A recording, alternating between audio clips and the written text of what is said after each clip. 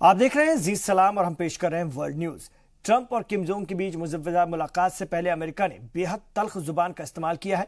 New York के साबिक mayor और अमेरिकी सदर ट्रंप के वकील रूडी गुलियानी ने दावा किया है कि सदर ट्रंप के कड़े रुख की वजह से शुमाली कोरिया के सरबराह किम जोंग उन सिंगापुर में मुलाकात के लिए तैयार हुए हैं।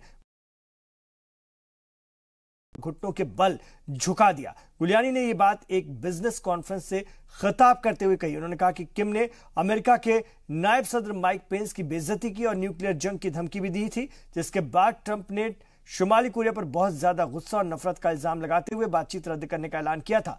रूडी गुलियानी ने कहा कि ऐसे में बातचीत को फिर से करवाने के लिए किम जोंग उन ने घुटनों के बल आकर ट्रंप से भीख मांगी थी। हम उन्हें इसी हालत में देखना चाहते थे। फिलहाल शुमाली कोरिया की तरफ से गुलियानी की इस बयान पर अभी तक कोई रद्दअमल सामने नहीं आया है।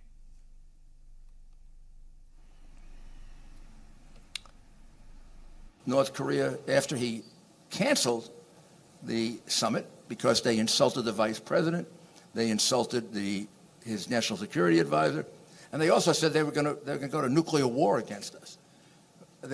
They were going to defeat us in a nuclear war. We said, well, we're not going to have a summit under those circumstances. Well, Kim Jong-un got back on his hands and knees and begged for it, which is exactly the position you want to put him in.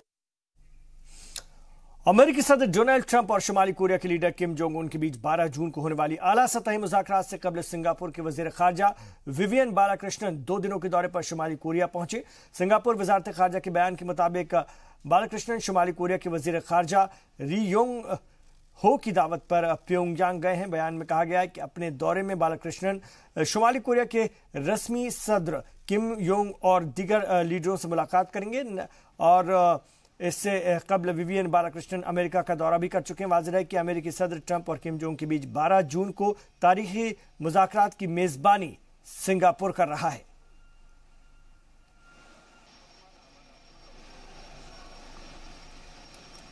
और इस वक्त हमारे साथ Siddharth symbol साहब जुड़ गए, जो कि इंटरनेशनल अफेयर्स के कॉरेस्पॉन्डेंट हैं, खासतौर से वियोन के। उनसे हम बात करेंगे, ईएनटी और वियोन के, उनसे बात करेंगे।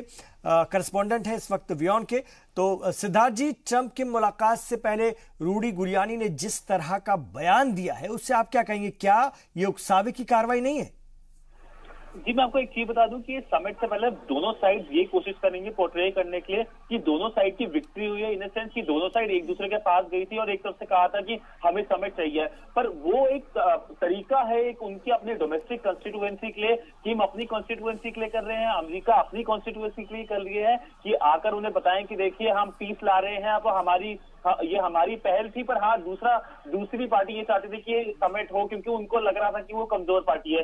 पर मैं आपको बता दूं, काफी ऑप्टिमिज्म तो नहीं है समिट को लेकर, क्योंकि काफी डिलीवरेबल्स एक्सपेक्टेड नहीं भी हो सकते हैं। जैसे एक तरह से एक बड़ा घोषणा नहीं हो सकती, क्या पता एक अलग मीटिंग हो, उसके बाद ये घोषणा करी जाए कि एक दूसरा समिट हो। तो ऑप्टिमिज्म इतना रखना भी नहीं चाहिए इस समिट से। पर कुछ दिन रह गए हैं, बहुत सारी हेक्टिक चीजें हो रही हैं। कल जापान के प्रधानमंत्री डोनाल्ड ट्रंप से मिलेंगे, उसमें ऑब्वियसली नॉर्थ कोरिया तो सबसे बड़ा इशू होगा ही। अभी डोनाल्ड ट्रंप जो यूएस के प्रेसिडेंट है, उन्हें ट्वीट भी कर दिया है कि फोकस ट्रेड पर होगा और नॉर्थ कोरिया पे होगा। और एक तरफ से अगर दुनिया भर की बात कर ले तो एक महत्वपूर्ण स्टेप है, क्योंकि नॉर्थ कोरिया एक मेजर इशू बना हुआ था और ये जो इशू अब जो हो रहा है, एक तरह से बातचीत हो रही है, उनकी पहली बार हो रहा है अमेरिका और नॉर्थ कोरिया जी। लेकिन सिद्धार्थ जी, तो पीस तो आएगी। सिद्धार्थ जी, लेकिन ऐसे वक्त में इस बयान का क्या मतलब? क्या अमेरिका शुमाली कोरिया पर दबाव बनाकर बातचीत करना चाहता है? अमेरिका अपर हैंड रखना चाहता है? डोमेस्टिक कॉन्स्टिट्यूएंसी यही बोल सकता हूं, और ग्लोबल जो उनकी जो फॉलोअर्स है, जो उनके एलाइज हैं, उनको दिखाने के लिए कि देखिए हम काफी ताकतवर मुल्क हैं और दूसरा मुल्क हमारे सामने आया और थोड़ा गिरा है। सर, एक तरह से मैं बता दूं ना, प्रेशर बनाने से कुछ होगा नहीं, क्योंकि नॉर्थ कोरिया एक सेक्लूडेड नेशन है, वो 70 ईयर से सेक्लूडेड है, उसको जरा फर्क नहीं पड़ता। हमने देखा भी था कि वो लेटर आया था व्हाइट हाउस की तरफ से कि समिट कैंसिल हो गए, सबको उम्मीदें नहीं थी उसके बाद कि समिट होगा। उसके बाद हमने फिर से देखा समिट हो रहा है। बहुत सारे फ्लिप फ्लॉप्स हुए, समिट होगा नहीं होगा, होगा नहीं होगा।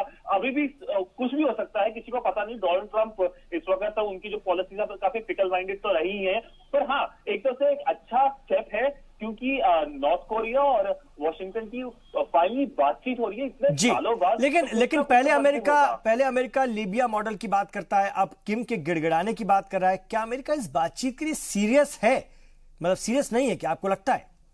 देखिए, अगर मैं डोनाल्ड ट्रंप की प्रशासन की पॉलिसीज के बारे में बता दूं तो उनकी पॉलिसीज हम सबको पता है कैसी है। पहले वो क्लाइमेट चेंज की तरफ से निकले, उसके बाद उन्हें WTO पे थोड़ा गिर गया, मल्टीलैटरल फोरम पे गिर गया, नेटो तक पे गिर गया, क्योंकि वो तो उनकी एक तरफ से एलाइज की ग्रुपिंग है। तो अमेरिका क्या सोच रहा है आज की डेट में कोई नहीं बता सकता क्या सोच रहा है, कब क्या बोल दे, कब क्या नहीं हो जाए। डोनाल्ड ट्रंप के साथ और नॉर्थ कोरिया के लीडर के साथ ये बातचीत भी जो हो रही है, ये कभी ना किसी ने सोचा भी था कि एक तरह से पॉलिटिकली रिस्की गेम भी है डोनाल्ड ट्रंप के लिए जी। इससे पहले इतने लेकिन आपको उम्मीद क्या है? थोड़ा उम्मीद बताइए क्या है। कुछ आप कह रहे हैं चलिए बात तो हो रही है, ये तो किसी ने भी नहीं सोचा था कि ऐसा भी हो जाएगा, लेकिन कुछ उम्मीद की जाए। देखिए, उम्मीद पे तो दुनिया का आयाम है, और मैं ये बता दूं कि जो ये समिट हो रहा है, इस समिट में उम्मीद तो रखनी चाहिए, कुछ तो होगा, मुलाकात तो हो ही रही है, एक स्टेप है, बस ज्यादा उम्मीद नहीं रखनी चाहिए।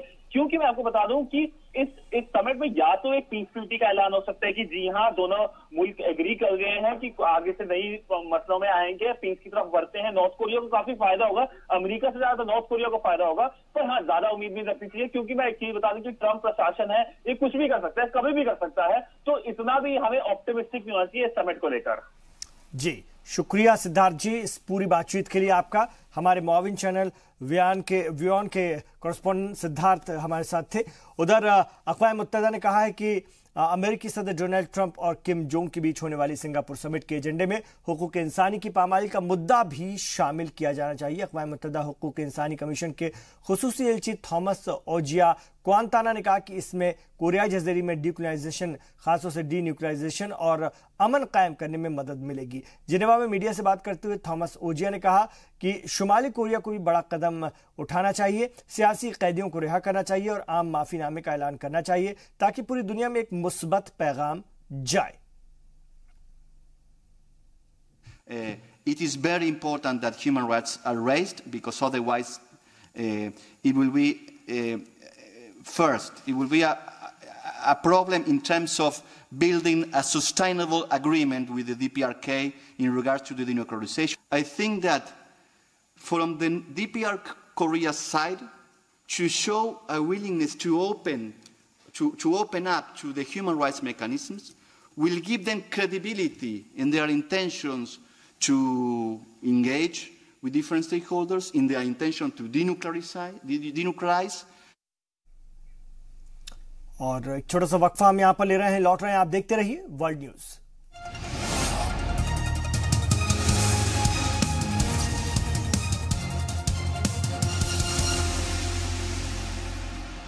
आप देख रहे हैं वर्ल्ड न्यूज। अफगानिस्तान हुकूमत ने ईद के मद्देनजर तालिबान के साथ हफ्ते भर के लिए फायरबंदी का ऐलान किया है। रमजान के आखिरी दिनों और ईद के मौके पर की जाने वाली आर्जी जंगबंदी में इस्लामिक स्टेट समेत दीगर तंजीमों के खिलाफ मुहिम जारी रहेगी। सदर अशरफ गनी ने इसके एक ट्वीट किया है कि जंगबंदी 27वें रोजे से ईद उल फित्र के 5वें दिन तक लागू रहेगी और सदर गनी ने कहा कि जंग बंदी के दौरान तालिबान को अपनी पुरतशद्दुद कार्रवाई पर नजरसानी करना चाहिए। तालिबान ने अफगान हुकूमत की तरफ से इस ऐलान पर फौरी तौर पर कोई तबसरा नहीं किया है। साल 2001 में अमेरिकी कार्रवाई से लेकर अब तक ये पहली बार है जब हुकूमत की जानिब से ऐसा कदम उठाया गया है।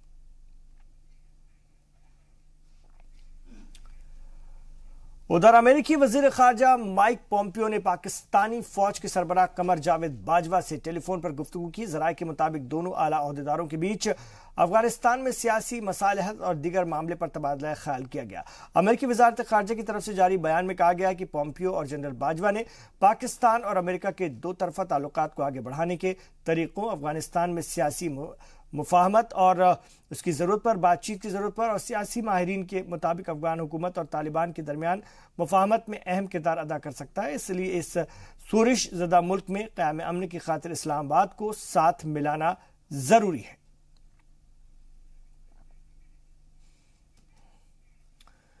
इराक की राजधानी बगदाद में हुए बम धमाके में 16 लोगों की मौत हो गई जबकि 90 से ज्यादा लोग जख्मी हुए हैं। जराये के मुताबिक ये धमाका सदर सिटी में शिया मस्जिद के पास एक घर में हुआ। इस घर का इस्तेमाल हथियारों के जखीरों के तौर पर किया जाता था।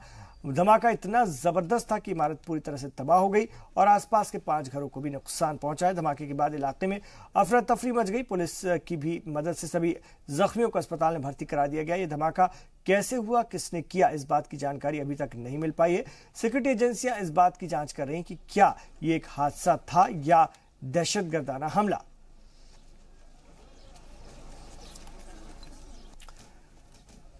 तो ये तस्वीरें आप देख रहे हैं और एक शोरीश ज़दा मुल्क के इराक की राजधानी बगदाद में हुए बम धमाके में 16 लोगों की मौत हो गई, 90 से ज्यादा लोग जख्मी हुए। जराये के मुताबिक ये धमाका सदर सिटी में शिया मस्जिद के पास एक घर में हुआ। इस घर का इस्तेमाल हथियारों के जखीरे के तौर पर किया जा रहा था। धमाका इतना जबरदस्त था कि इमारत पूरी तरह से तबाह हो गई और आसपास के 5 घरों को भी नुकसान पहुंचा। धमाके के बाद इलाके में अफरा तफरी मच गई और पुलिस की मदद से सभी जख्मियों को अस्पताल में भर्ती करा दिया गया है।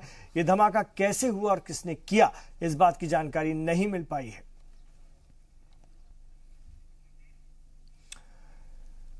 और इराकी पार्लियामेंट ने मुल्क में हुए हालिया इंतखाबात में वोटों की गिनती दोबारा करने का हुक्म दिया है। वोटों की गिनती में गड़बड़ी के बाद ये अहकाम जारी किए गए हैं। पार्लियामेंट ने इस गड़बड़ी के बाद 9 रुकनी इंतखाबी कमीशन को भी बर्खास्त कर दिया है और उसकी जगह निगरानी के लिए जजों की एक कमेटी बनाई है। वाज़ेह है कि 12 मई को हुए इन इंतखाबात में 328 पार्लियामानी सीट के लिए वोट डाले गए थे। इसके एक हफ्ते के बाद नतीजे का ऐलान किया गया।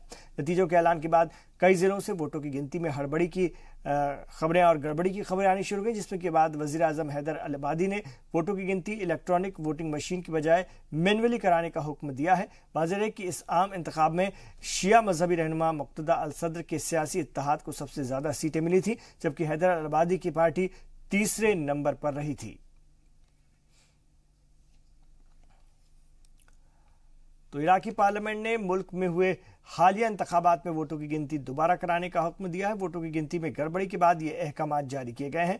पार्लियामेंट ने इस गड़बड़ी के बाद 9 रुकनी इंतखाबी कमीशन को भी बर्खास्त कर दिया है और उसकी जगह निगरानी के लिए जजों की एक कमेटी बनाई गई है। वाज़ेह है कि 12 मई को हुए इंतखाबात में 328 पार्लियामानी सीट के लिए वोट डाले गए थे। इसके एक हफ्ते के बाद नतीजे का ऐलान किया गया।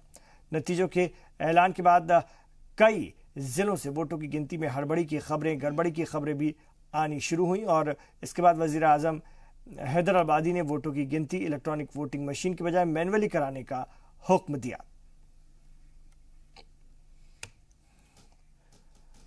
और जॉर्डन के नए वज़ीर आज़म उमर रज़ाक ने कहा कि वो मुल्क में माशी इस्लाहात पर काम कर रहे हैं। जल्दी इनकम टैक्स कानून में तब्दीली की जाएगी। उन्होंने कहा कि तमाम महकमों से बातचीत चल रही है, जल्दी कोई फैसला लिया जाएगा। वहीं हुकूमत के यकीन दहानी के बावजूद अवामी एहतजाज का सिलसिला जारी है। लोगों का गुस्सा कम नहीं हुआ है। लोग अब भी बढ़ती महंगाई और इनकम टैक्स में इजाफे के खिलाफ एहतजाज कर रहे हैं। मुजाहिरीन का कहना है कि हुकूमत नए टैक्स कानून का फैसला वापस ले। आपको बता दें कि ये कानून 2016 में जॉर्डन और इंटरनेशनल मॉनेटरी फंड के बीच समझौते का एक हिस्सा है और जो बैन अक़वामी इदारे ने माशी इस्लाहात के तौर पर पेश किए थे।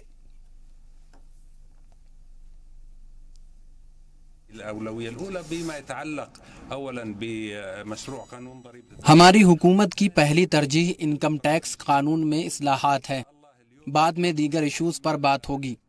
मीटिंग का दौर जारी है। हम जल्द ही किसी नतीजे पर पहुंचेंगे। लोगों को अपनी बात रखने और एहतजाज करने का हक है, लेकिन इसके दूसरे तरीके भी हो सकते हैं। हम लोगों से बात करके सही फैसला करेंगे।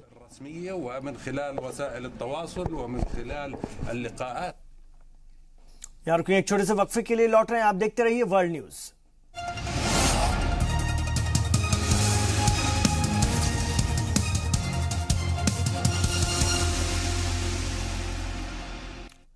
गैरकानूनी तरीके से वतन को ले जा रही एक कश्ती यमन के साहिल के करीब डूब गई, जिसमें कि इथोपिया के 40 लोग हलाक हो गए। जराये के मुताबिक इस कश्ती में 100 से ज्यादा लोग सवार थे। ये कश्ती सोमालिया के बंदरगाह बोसासो से चली थी और यमन की जानिब जा रही थी। इस हादसे में अब भी 17 लोग लापता है। आपको बता दें कि हर साल अफ्रीकी ममालिक से सैकड़ों लोग यूरोप और दीगर ममालिक की तरफ गैरकानूनी तौर पर दाखिल होने की कोशिश करते हैं और ऐसे में इस तरह के हादसे अक्सर होते रहते हैं। तो गैर कानूनी तरीके से वतन को ले जा रही एक कश्ती यमन के साहिल के करीब डूब गई, जिसमें कि इथोपिया के 46 लोग हलाक हो गए। जराये के मुताबिक इस कश्ती में 100 से ज्यादा लोग सवार थे। ये कश्ती सोमालिया के बंदरगाह बोसासो से चली थी और यमन की जानिब जा रही थी और इस हादसे में अभी भी 17 लोग लापता हैं। आपको बता दें कि हर साल अफ्रीकी ममालिक से सैकड़ों लोग यूरोप और दीगर ममालिक की तरफ गैर कानूनी तरीके से दाखिल होने की कोशिश करते हैं। ऐसे में इस तरह के हादसे अक्सर होते हैं। इधर ग्वाटेमाला के फूगो आतिशफशा में हुए धमाके के बाद मरने वालों की तादाद 100 से तजावुज कर गई। आतिशफशा में धमाके के बाद चपेट में आए कई गांव भी इस लावा के मलबे में दब गए। हंगामी आफतों में इमदादी सरगर्मियां जारी रखने वाले हुकूमती इदारे के सरबराह ने लापता अफराद की तादाद 200 बताई है। आतिशफशा के लावे से तबाह होने वाले इलाकों में से जख्मियों और हलाक शुदगान की तलाश जारी है।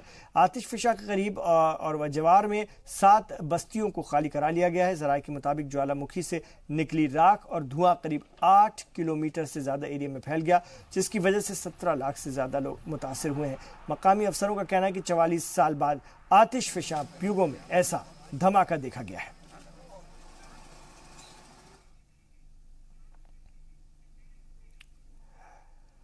स्पेन के वजीर आजम पेड्रो सांचेज की नई हुकूमत ने आज अपने ओहदे और राजदारी का हलफ उठा लिया। यूरोपीय यूनियन नवाज इस हुकूमत की 17 रुकनी काबीना में 11 खवातीन भी शामिल हैं, जो कि जदीद स्पेन की तारीख में एक रिकॉर्ड है। इससे पहले इतनी खवातीन वजीर किसी हुकूमत में नहीं हुई हैं। और सांचेज ने कहा कि नई हुकूमत स्पेन माशरे की बेहतरीन अक्कास साबित होगी, लेकिन नाकदीन के मुताबिक सांचेज की अक़लियती हुकूमत को कई मसाइल का सामना भी करना होगा, जिनमें कैटलोनिया में आज़ादी की तहरीक के अलावा बास्क अलहदगी पसंदों और लेफ्ट पार्टी की तरफ से दबाव भी शामिल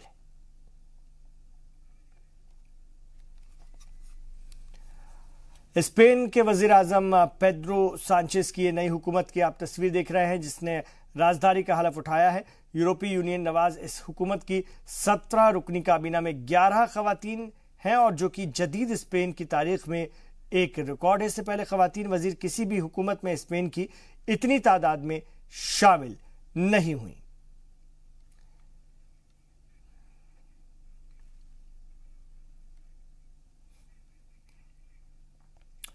अमेरिकी सदर डोनाल्ड ट्रंप ने रमजान मुबारक के मौके पर व्हाइट हाउस में इफ्तार पार्टी का एहतमाम किया। इस मौके पर ट्रंप ने दुनिया भर के मुसलमानों को रमजान की मुबारकबाद पेश की। ट्रंप ने व्हाइट हाउस में पहली बार इफ्तार की दावत देकर कई मुसलमानों को भी चौंका दिया, क्योंकि गुज़िश्ता साल ट्रंप ने इफ्तार का एहतमाम नहीं किया था। इफ्तार डिनर के दौरान ट्रंप ने मुल्क और बैरूनी मुल्क में मुस्लिम कम्युनिटी को एकता का पैगाम दिया। ट्रंप ने इस्लाम को दुनिया के अजीम मजहब में से एक करार दिया। ट्रंप की इस डिनर पार्टी में उनके कैबिनेट के रुकन, सऊदी अरब, कुवैत, जॉर्डन और यूएई समेत मुस्लिम मुल्कों के कई सफीर शामिल हुए। तो सदर डोनाल्ड ट्रंप की इफ्तार पार्टी, व्हाइट हाउस में ये इफ्तार पार्टी रखी गई थी और इस इफ्तार पार्टी का ऐलान करके सभी को उन्होंने चौंका भी दिया था। एक खास डिनर रखा गया था, क्योंकि पिछले साल सदर ट्रंप ने व्हाइट हाउस में इफ्तार पार्टी नहीं दी थी। उसके बाद उनकी एक छवि बन रही थी और उसको लेकर के तरह तरह की कयास आराइयां भी होती रही थी। लेकिन आज उन्होंने न सिर्फ इफ्तार पार्टी ऑर्गेनाइज की, बल्कि कहा कि तमाम मज़ाहिब में इस्लाम भी अपने आप में एक बेहद ख़ास मज़हब है दुनिया के, और उन्होंने तमाम मुसलमानों को रमज़ान मुबारक की मुबारकबाद भी पेश की। To each of you and to the Muslims around the world, Ramadan Mubarak. In gathering together this evening, we honor a sacred tradition of one of the world's great religions. For the Islamic faithful, the iftar dinner marks the end of the daily period of fasting and spiritual reflection that occurs throughout the holy month of Ramadan.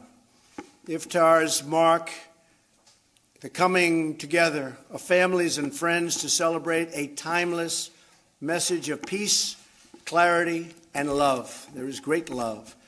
It's a moment to call upon our highest ideals and to give thanks for the many blessings we enjoy. Thank you very much. आपने कभी किसी मुल्क के वजीर आजम को पोछा लगाते हुए देखा है? अगर नहीं तो आज हम आपके लिए ये वीडियो लाए हैं जो सोशल मीडिया पर काफी वायरल हो रहा है। दरअसल नीदरलैंड के पीएम मार्क रुत्ते पार्लियामेंट में जा रहे थे कि अचानक उनके हाथ से कॉफी का कप छूटकर नीचे फर्श पर गिर गया, जिसके बाद खुद पीएम मार्क रुत्ते ने सफाई कर्मचारी के हाथ से सफाई करने वाला मॉप लेकर फर्श साफ करना शुरू कर दिया। देखकर वहां पर खड़े लोगों ने तालियां बजाना शुरू कर दिया। इस पूरे वाकये का एक वीडियो नीदरलैंड के एक लीडर ने ट्विटर पर पोस्ट कर दिया। नीदरलैंड पीएम के इस काम की सोशल मीडिया पर खूब तारीफ हो रही है। तो खास तौर से नीदरलैंड के पीएम ने ये पोछा लगाया और कई मुल्कों में इस तरह की बातें आम होती हैं। वहाँ के लीडरान हमारे मुल्क के लीडरान की तरह खैर तो नहीं होते हैं, बहुत सारे वो खुद अपने काम अपने हाथ से करते हैं, बल्कि इस तरह के कामों को भी अंजाम देते हैं। तो ये है नीदरलैंड की तस्वीर जहाँ पर किसी मुल्क के वजीर आजम को पोछा लगाते हुए देखा जा रहा है और नीदरलैंड के ये वजीर आजम है। वीडियो सोशल मीडिया पर काफ़ी वायरल हो रहा है। दरअसल नीदरलैंड के पीएम मार्क रुत्ते पार्लियामेंट जा रहे थे तो अचानक उनके हाथ से कॉफ़ी का कप छूट करके नीचे गिर गया, जिसके बाद खुद पीएम ने जो मार्क रुत्ते हैं उन्होंने सफाई कर्मचारी से हाथ में सफाई करने वाला मॉप लिया और फर्श पर सफाई करनी शुरू कर दी। देखकर वो वहाँ पर खड़े लोगों ने भी अपनी तालियां बजानी शुरू कर दी और ये तस्वीरें देखकर महात्मा गांधी की याद आ जाती है। इतने बड़े वो लीडर थे और उस दौरान भी वो खुद अपनी सफाई और अपने काम अपने हाथों से किया करते थे।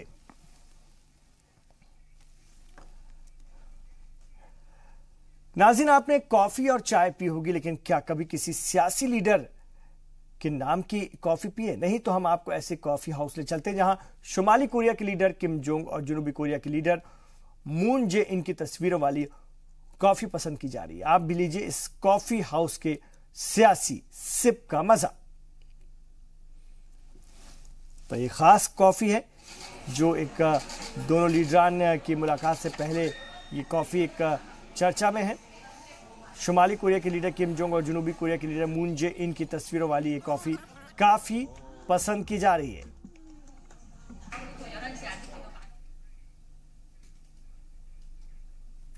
तो तमाम खबरों पर हमारी नजर बनी हुई है। आप देखते रहिए जी सलाम।